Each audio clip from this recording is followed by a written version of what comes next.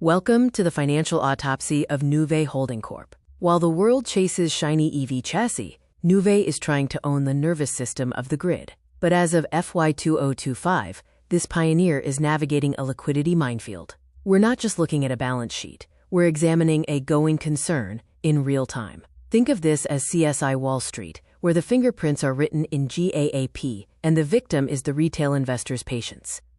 Nuvve owns the most sophisticated V2G patents on the planet, yet its stock price trades like it's selling lemonade in a hurricane.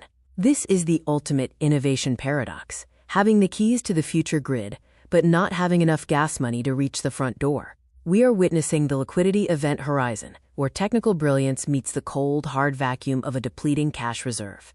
It's like owning a Ferrari engine, but being unable to afford the spark plugs. Let's talk about the 3.9-month breath. With $5.79 million in the bank and a $1.39 million monthly burn, Nuvve is essentially holding its breath underwater. Every 30 days, $1.4 million evaporates just to keep the lights on. If the $25 million equity line doesn't kick in, the music stops before the next quarterly call. In Silicon Valley terms, their burn rate isn't a campfire. It's a controlled demolition of capital. Section 1. The revenue trajectory. We're tracking a massive structural shift. Nuvve is moving from high-touch professional services to hardware dominance. It's a pivot from being an expensive consultant to being a high-volume dealer, but this transition is currently leaving a giant hole in the income statement. Hardware shipments grew by 18.6%, which sounds great until you see the service fees. They collapsed by 48.5%. Why? The Fresno EV project, once the crown jewel, hit a wall. When your anchor project sinks, it creates a revenue air pocket. Nuvve is essentially trying to fly a plane while one engine is being replaced mid-flight. The hardware surge is the new engine, but it hasn't produced enough thrust to offset the Fresno drag yet. Look at this pie chart. Hardware now makes up 63.5% of the pie. But here's the kicker.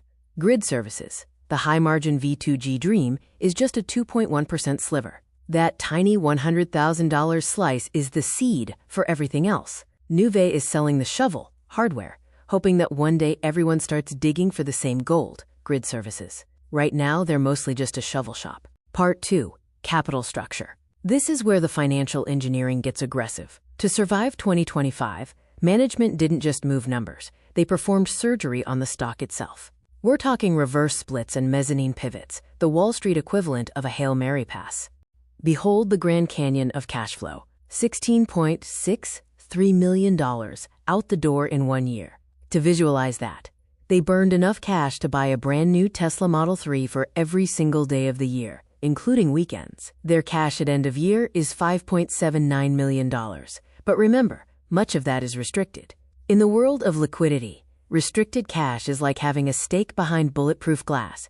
You can see it, but you can't eat it. How do you stay on the NASDAQ when your price is in the basement? You do a 1-for-40 reverse split. It's like trading 40 nickels for one $2 bill. The value doesn't change, but it looks better on paper. They also converted $8.9 million of debt into equity. Great for the balance sheet, painful for existing shareholders who just got diluted like a cheap glass of lemonade. Finally, the secret sauce, the strategic V2G ecosystem. Beyond the spreadsheets, Nuvve has a technical moat. They aren't just selling chargers, they are selling the logic chip for the entire renewable energy transition.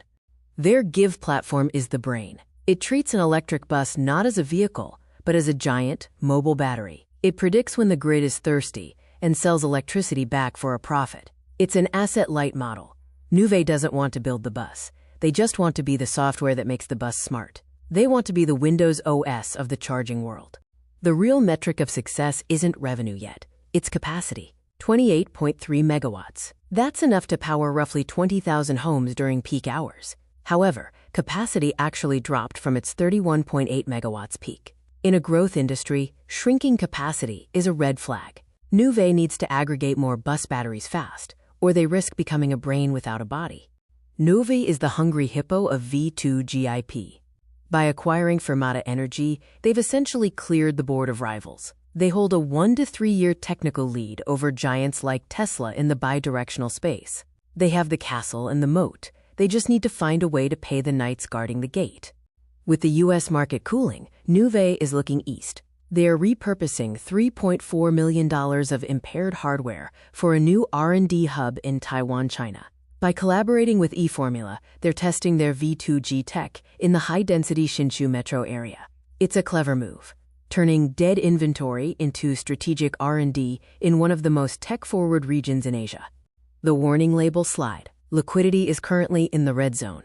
If grid interconnection stays slow or the equity line fails, the IP moat won't matter. Investing in Nuvve right now is like buying a ticket to a moon landing, where the rocket is still being fueled and the pilot is checking his wallet. High reward, but the risk is binary. Either it flies or it's fireworks. Nuvve is a call option on the future of energy. If they survive the next 12 months, they own the grid. If not, their IP will be sold for pennies on the dollar to a tech giant. What do you think? Is the V2G dream worth the burn? Drop a comment below. For the full forensic report and more high-level insights, email us at sales@hdinresearch.com or visit the link in our bio. Stay sharp, follow at HDIN230, and we'll see you at the next quarterly autopsy.